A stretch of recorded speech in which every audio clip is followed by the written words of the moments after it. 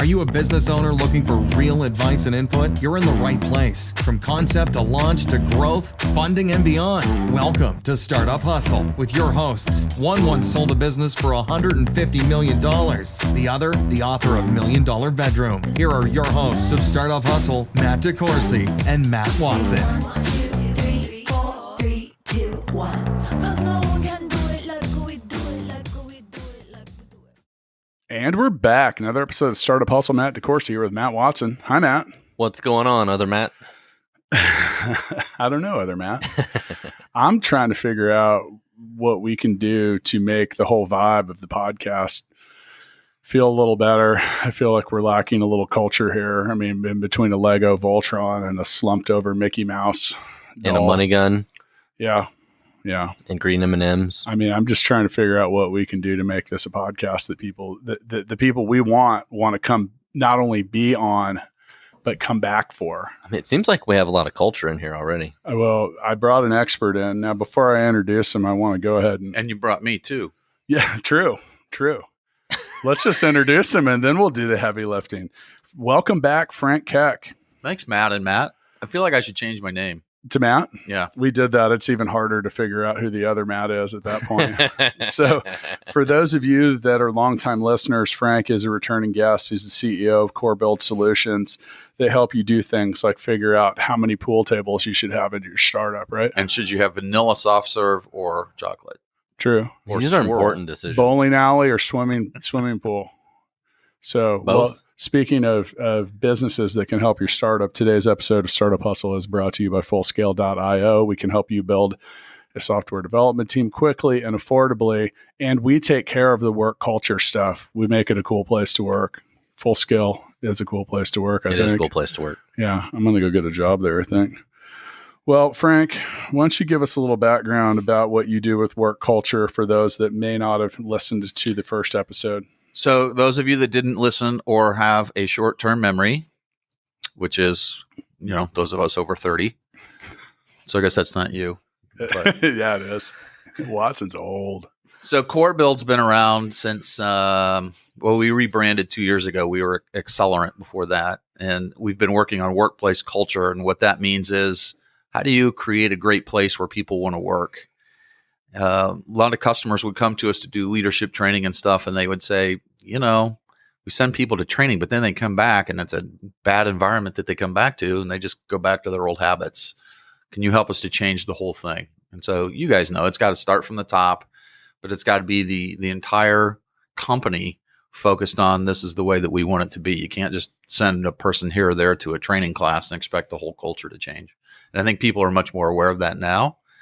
And I was with a client last week, a construction company, and they realized, hey, even though we're one of the biggest in the world, we've got to work every day on making this a place that people want to come work for. Otherwise, you can't get good people and you can't keep good people. Well, I think what you mentioned is has been a hot buzzword, work culture. Right. And things like work-life balance. I think I wrote a book on it, even though the thesis of the book was work-life balance is pretty much impossible. But trying to get that figured out, the larger your company gets, the harder it gets, I would imagine. Yep.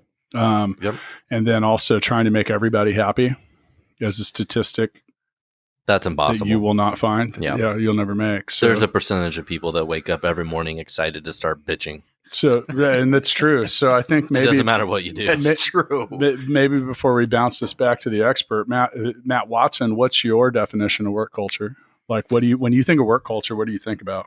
Whether it be good, bad, or ugly? It is definitely a very diverse topic. I definitely don't think about the pool tables or that kind of part of the culture. I think about people's attitudes, the support they get from management, the leadership they get, the kind of attitude and communication they get from their management leadership. All that sort of stuff I think is really important. And then, sometimes the employees and the teams themselves kind of take on their own kind of personalities, and that's where the kind of company culture has to come in and keep kind of maybe pushing them in the kind of culture you want instead of them creating their own culture.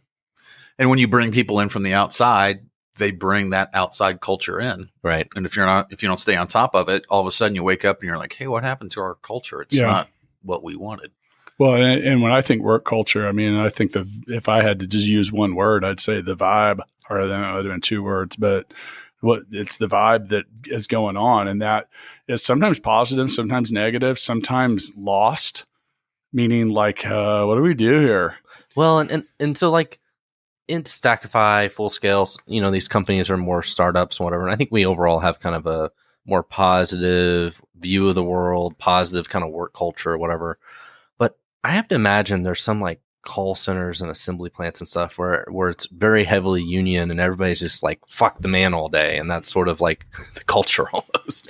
And that would be very poisonous. That's the vibe. And that would be very poisonous kind of environment to work in, I would think. So the first real culture thing I ever did was for General Motors. They started a new car plant called Saturn. And they said, hey, we're going to take UAW members and people of management, and we're going to put them on the same team because we think that's a great idea. And I said, well, you realize they hate each other. This was the mid 80s. Yeah. And they said, yeah, that's why you're here. But that really was the first venture into developing an on-purpose culture.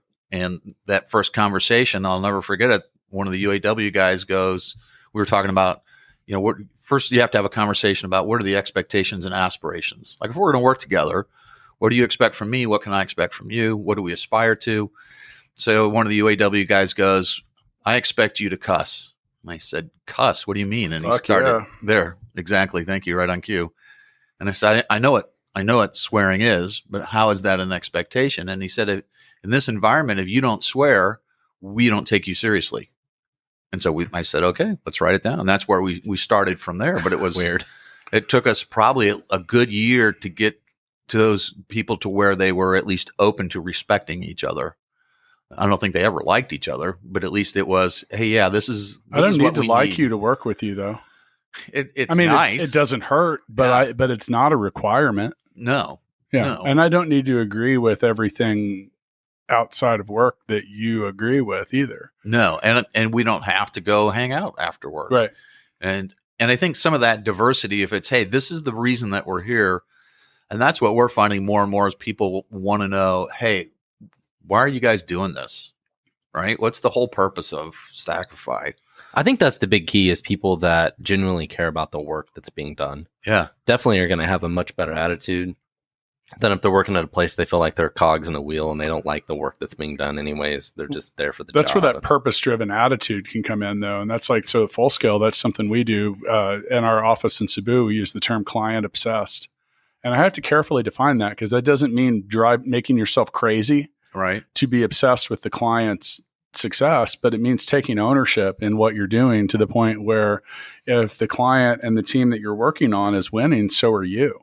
And that's so you don't feel like a cog in a machine. So you don't feel like you're just an assembly line worker. Because one of the things with remote or distributed workforces is, you look at the team that we have that might work for any company and they're 8,500 miles away. And it's hard for them to see firsthand the impact and the importance of what their true purpose is every day. So, you look at that from like the top level down. And then also, when I'm over there and I'll be in Cebu again soon and I'll get in front of the whole entire company and I'll say, okay, who here works for me?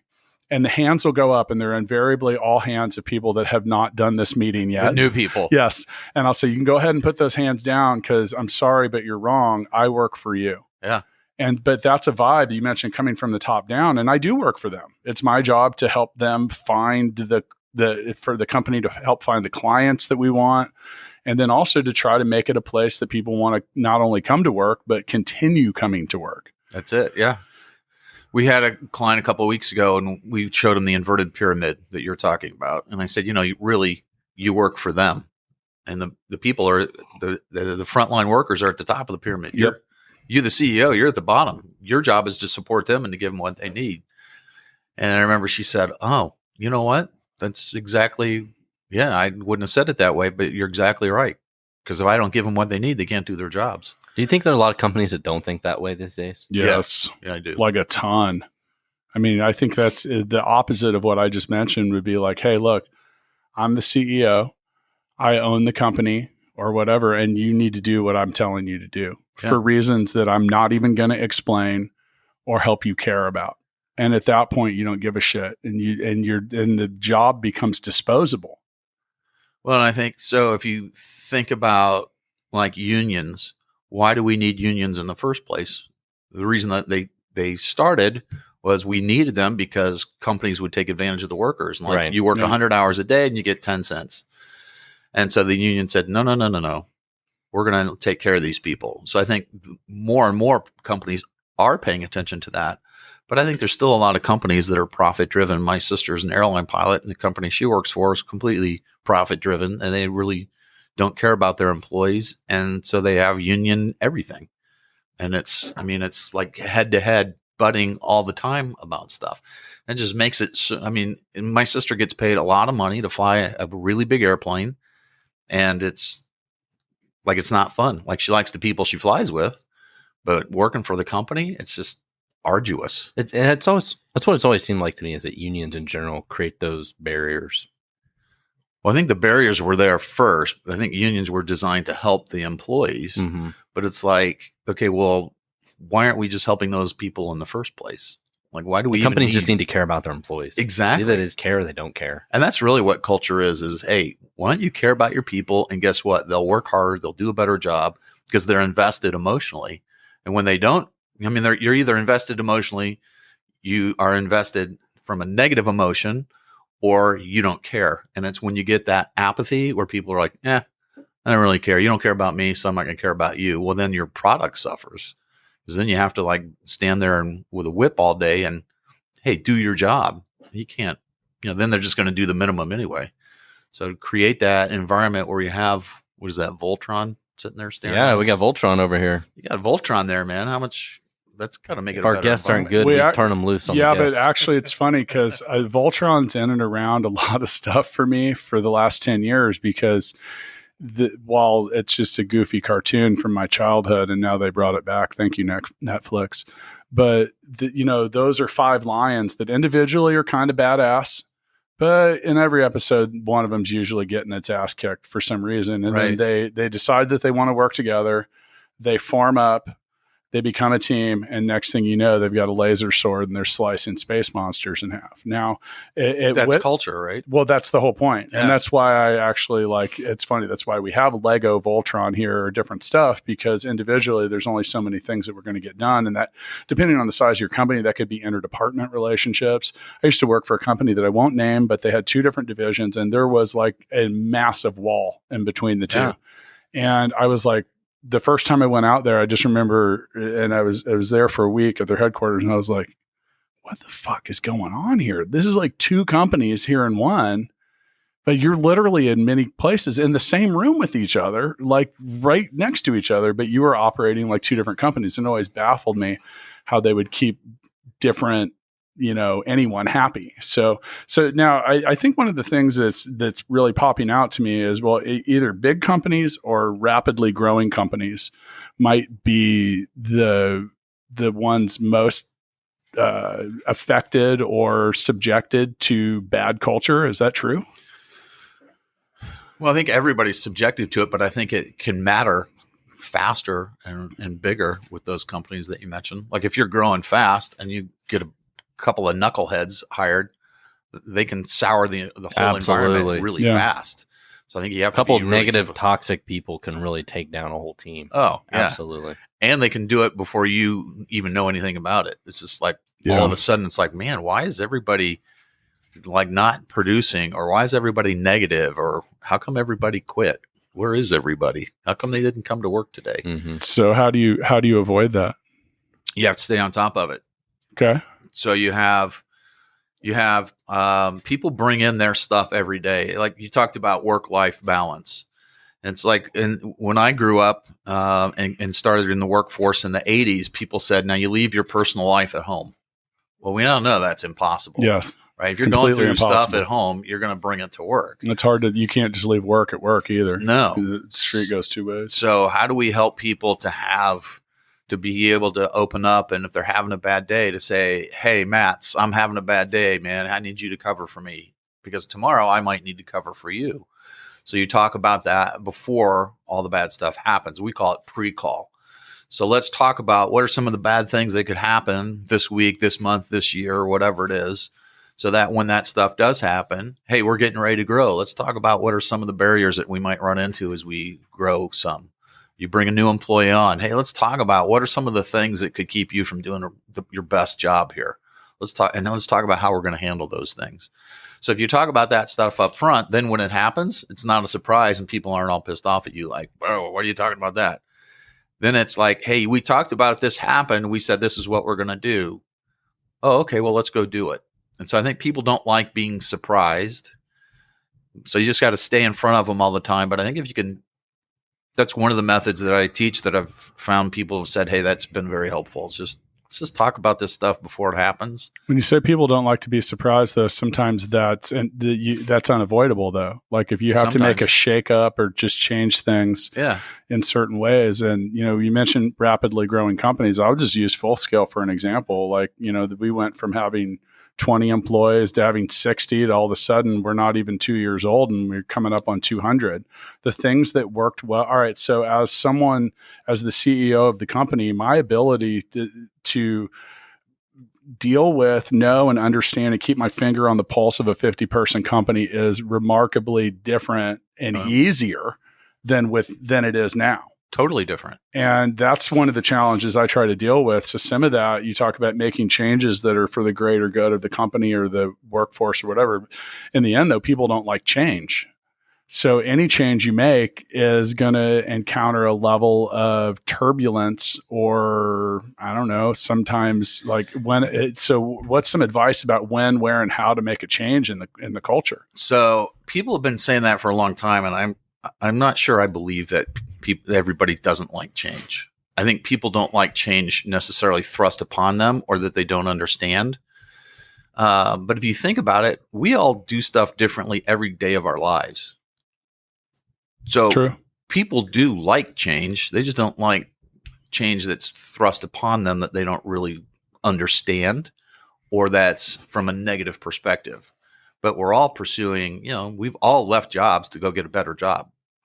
Right? Or maybe you got fired from a job. There's an opportunity to go find a better job. So I think the perception is nobody likes change, but yet actually, if we dig into it a little bit, I think maybe that's not a completely true statement. So is it more like people don't always understand change? So it's important to define the why? Exactly. Okay. I think that's a piece of it. Sorry, Matt. And then I think the other piece is, what if you get people used to having change every day? Then when you have something else that's got to change, it's like, oh, okay, well, that happens every day. It's not a big a deal. But if like everything's the same for 10 years and then you're like, hey, we're going to have some change because we're growing, then everybody's like, well, wait a minute, you just made me uncomfortable. But if you help me be uncomfortable to change a little bit every single day, then I'm used to it. Now it's not such a big deal. One of my favorite sayings is change is a process and not an event. Oh. And write that down. I'm doing it. I don't know where you're going to put that, but we'll have it written down.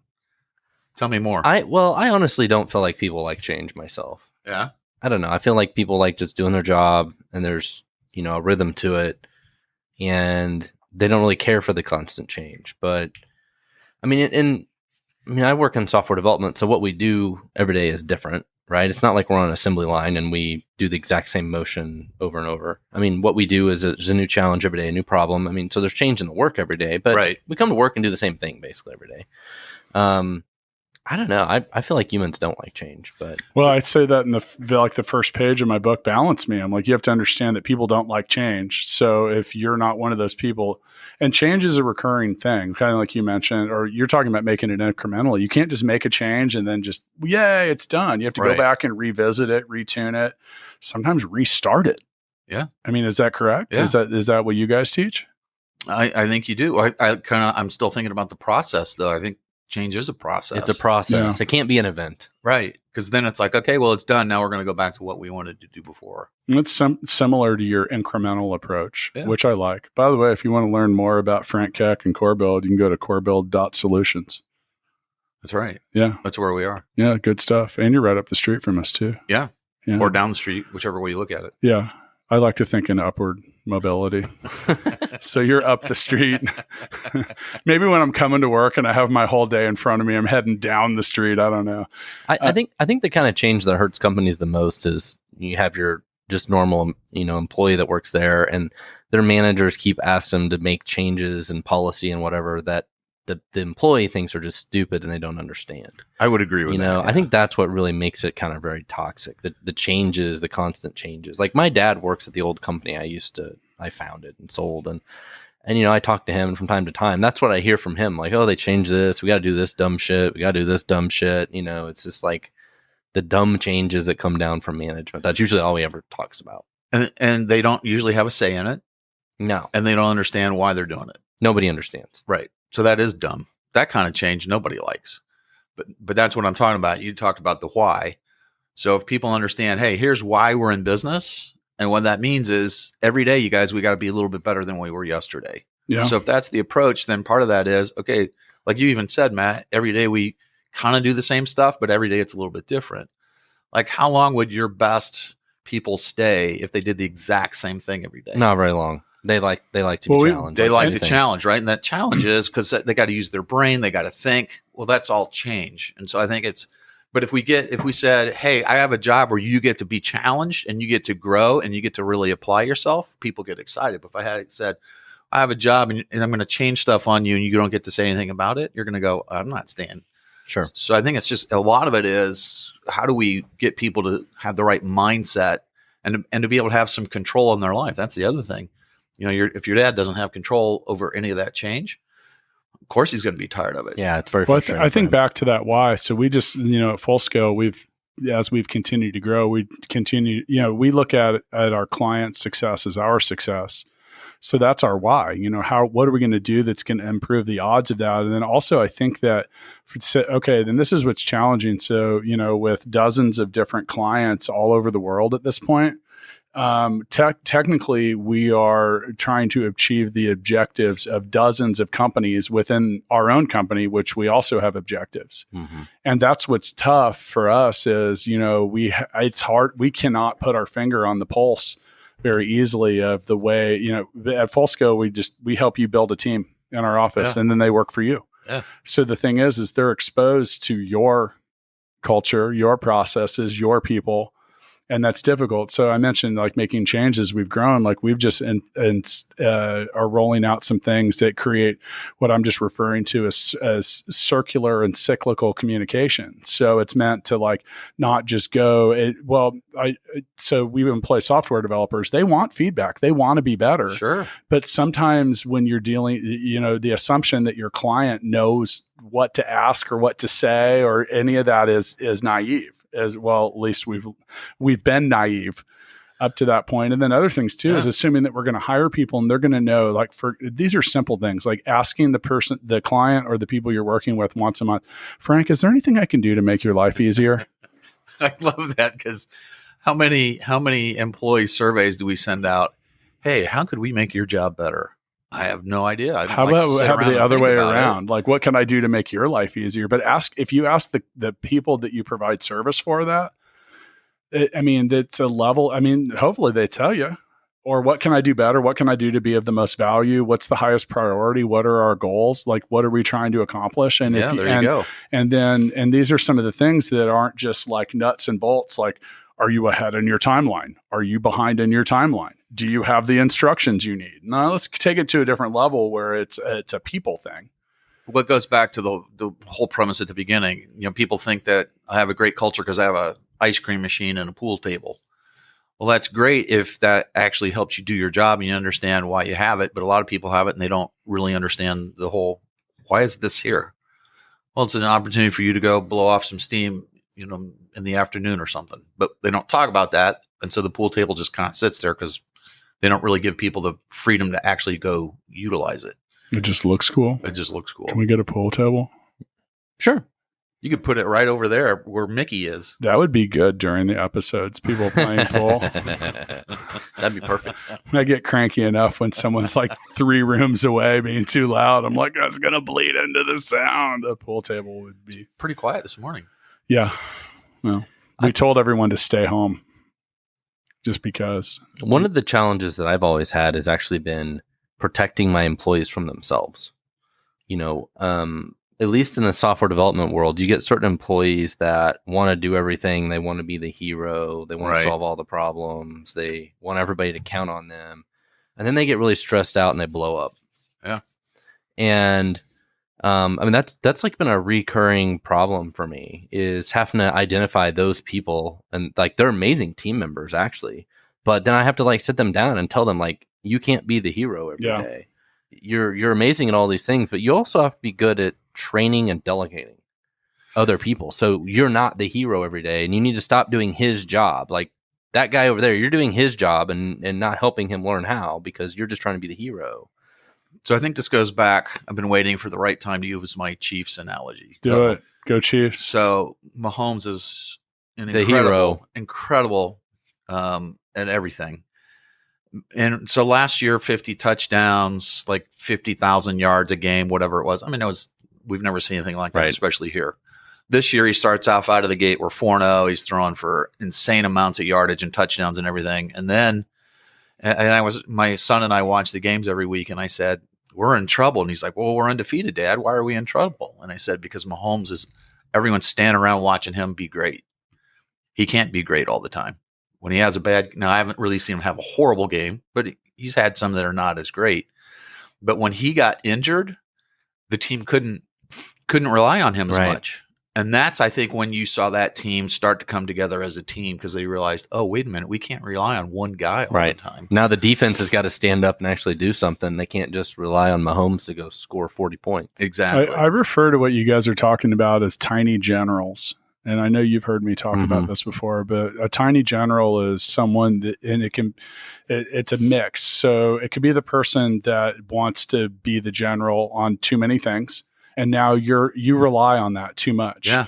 And then a tiny general is also one person that you give too much power. That could be the guy that's like the only person that can turn on an email at a company. And you're like, we need an email turned on. Well, I'll get to that when I have time, but right now I don't have time. You're like, yeah, but we have 4 new employees that can't even send or receive an email. I'll get to that when I get to it. After I get my soft serve ice cream. Yeah. And well, I'm going to go play pool. yeah, right. And so you can create that a couple different ways. And like in Master Watson's example, sometimes or the Pat Mahomes example, what do you do when that hero or that general isn't there? Like, you're just gone on vacation, and now all of a sudden you're like, oh, we can't fix anything. What do we do? How does this work? And that's What do we do? that's kind of what Yeah. the guys on the team in Denver, or was it Denver, right? Where it happened. Where he got hurt. Yeah. And they just kind of looked at each other and was like, oh, crap, now what do we do? Yeah. But they were okay. I think they were already ahead in that game. They played okay, Yeah. but it wasn't. That's when they started to realize, oh, well, we're going to have to do this without. This might be a problem. Yeah, Bring Matt Moore out of retirement. Yeah, and he got it done. he did. He got it done. Well, we did win the Super Bowl. Yeah. But like you said, all right. So the tiny general example, or what we were just discussing, is times when I think you need to force change. Yeah. That's rather than implementing it or whatever. Like, I really get cranky about that at full scale. I'm like, we should never have one person that's the only person that knows how to do any of this. And Because I if think- that person's gone or something changes or whatever, and it's a pain in the ass. So for those of you out there listening, I would ask you to think about, do you have tiny general syndrome, or do you have a tiny general on your team, and what are you going to do about it? Yeah. Because at some point it's going to blow up in your face. Yeah. And then what are you going to do? It's kind of like being a podcast host. I'm going to need you to do this without me for a while, Matt. Sure. See? That was easy. Would you see? I'm going to do it with Voltron. That's Did you see the enthusiasm in his face, though? That's what I wish everybody could see. Matt's passion for sitting on the seat across the table. It would be weird if we switched seats in here, wouldn't it? That Oh, would that be would kind be of cool. really weird. It's funny because we also use our podcast studio is also, I say it's a podcast studio that is sometimes a conference room. Mm-hmm. I have to sit on it like almost on the side of the table because I feel weird. Do you sit in the same seat at home at dinner time every day?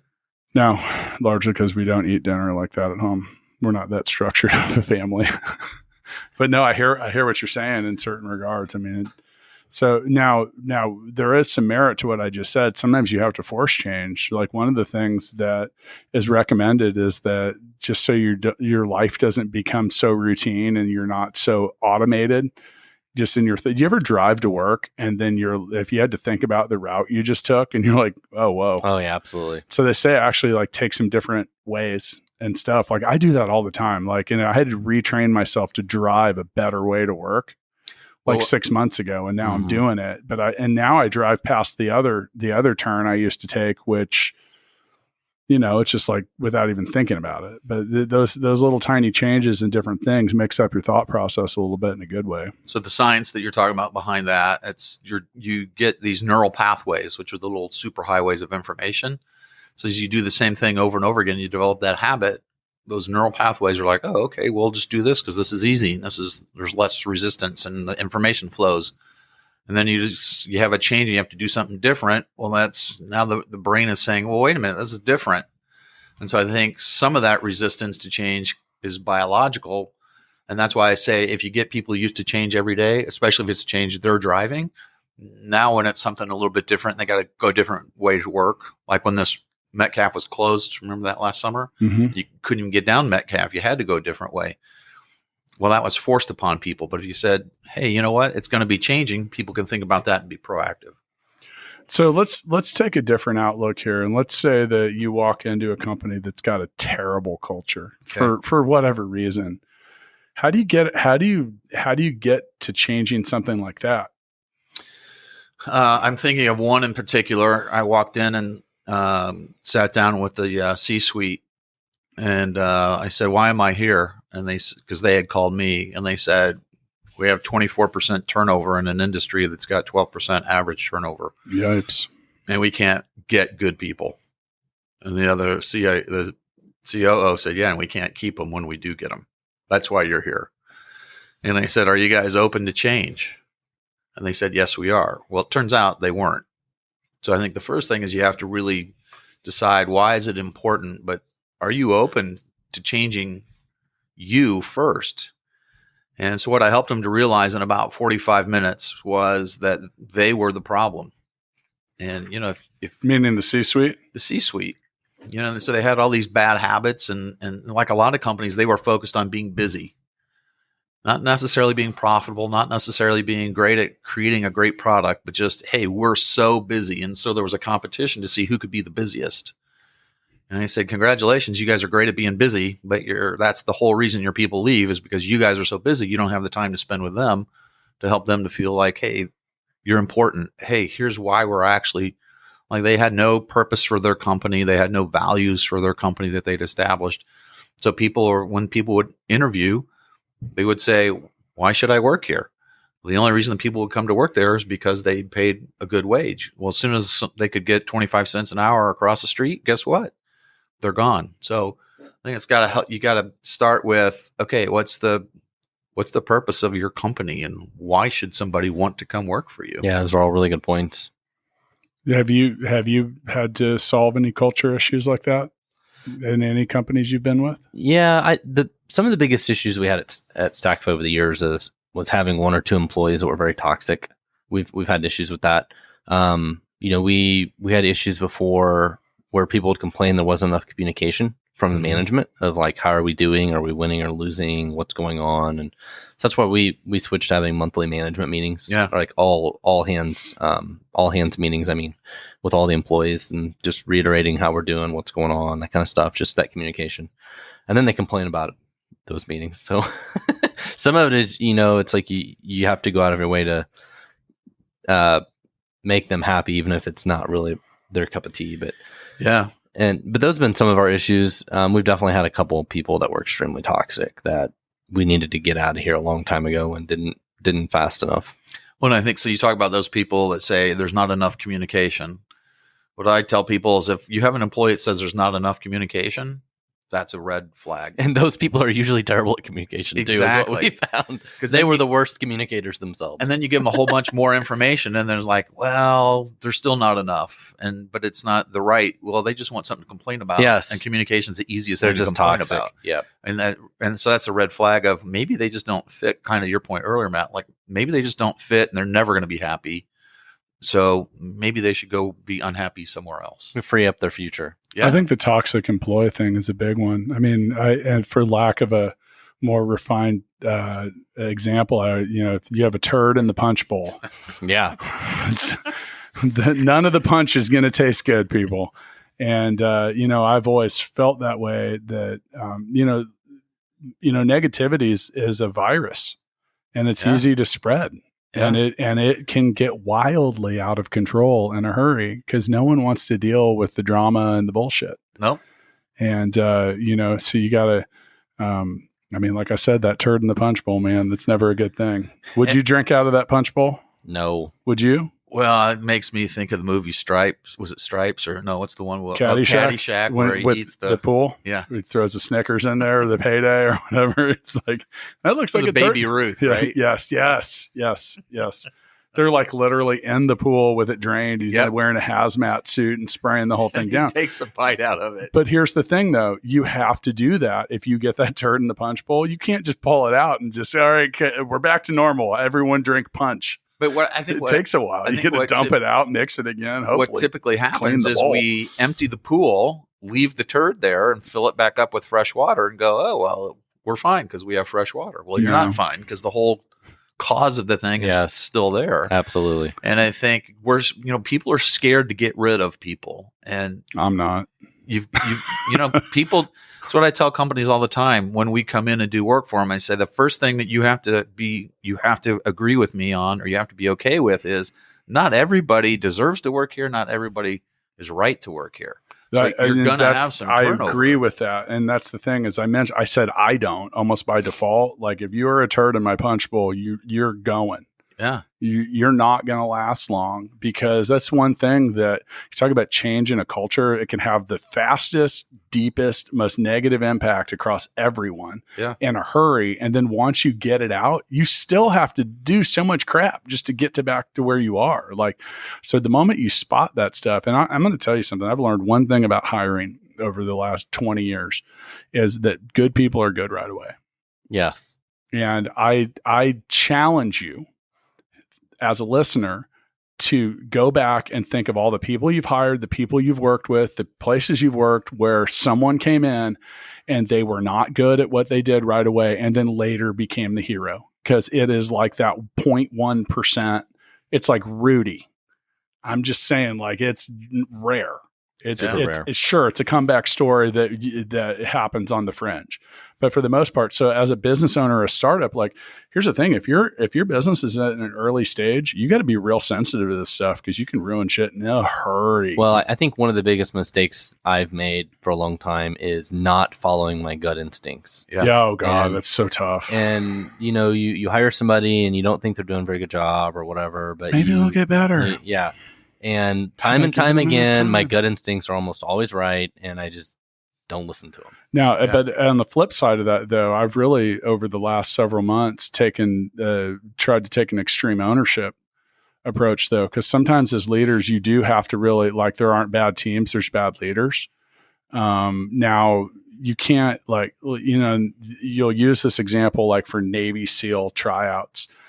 Look, eventually, sometimes people need to ring the bell themselves and get on out of here. You can't always make people march, but if you're not giving the instructions on, hey, look, this is what we're trying to do. This is how we're going to do it. This is what you're going to do.